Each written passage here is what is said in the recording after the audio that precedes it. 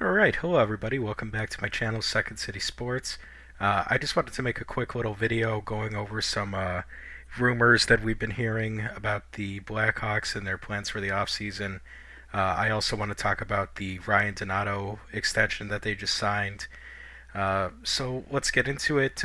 Just remember, if you like the video, then leave a like, subscribe, share it with your friends, all that good stuff.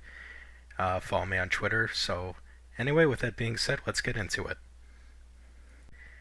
All right, so starting off, we have TJ Brodie. Ben Pope was reporting that he's going to be bought out, which is pretty expected, to be honest. So last offseason, the Blackhawks signed TJ to a 2-year, $7.5 million contract. So he had a cap hit of $3.75 million.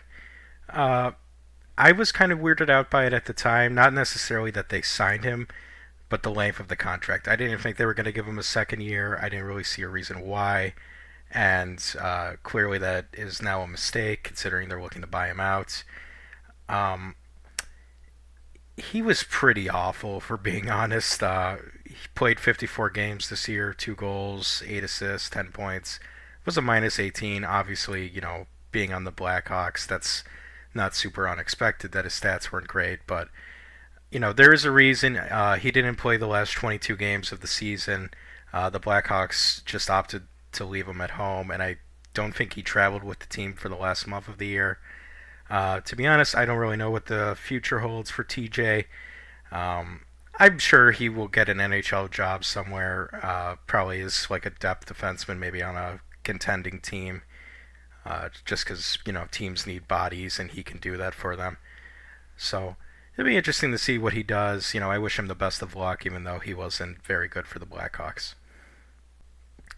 All right, so the next thing I want to talk about with the Blackhawks is the re-signing of Ryan Donato. So they just signed him to a 4 years by $4 million contract. Overall, I think this is a pretty good deal. I don't expect Ryan Donato to score 60 points again last year, like he did last year. I'm sorry.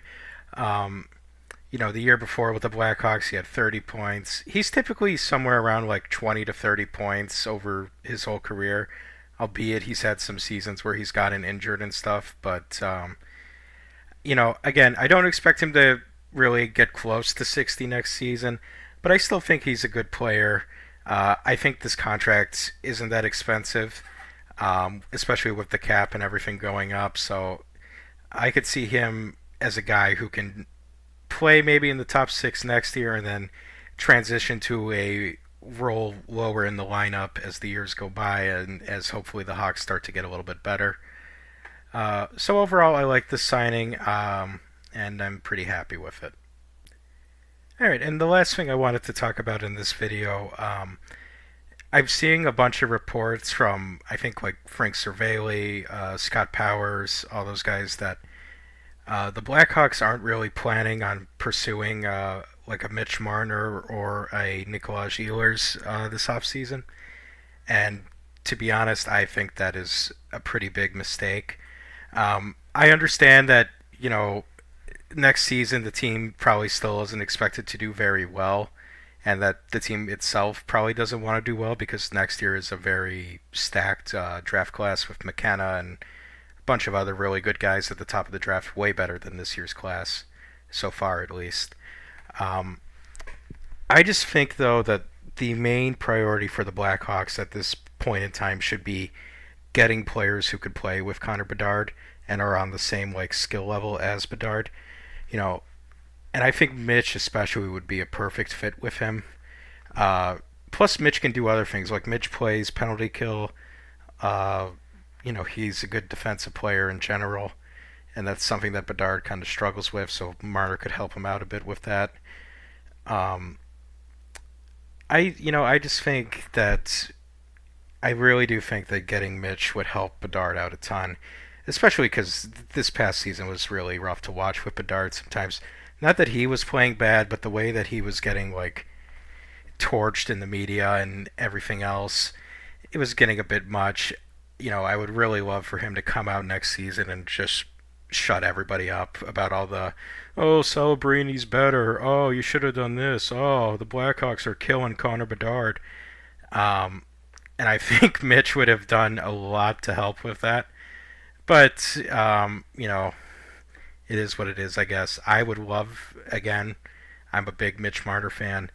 I don't think it's his fault that things haven't worked out in Toronto. I think there's a lot of other problems with that team and with that franchise that have limited their success.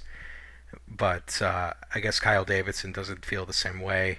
I can't remember who had the quote. I wish I did, but I think somebody quoted Davidson as saying that guys like Marner and guys like Ehlers aren't the guys who help you win in the playoffs, which raises the question of why we keep drafting undersized forwards then. But that's a discussion for a different day. Anyway, I hope you enjoyed this video. I know it was just a quick one, but I just wanted to get this out. Uh, I hope you have a good day wherever you're at. Like, comment, subscribe, give me your thoughts, and as always, have a good one. Bye bye.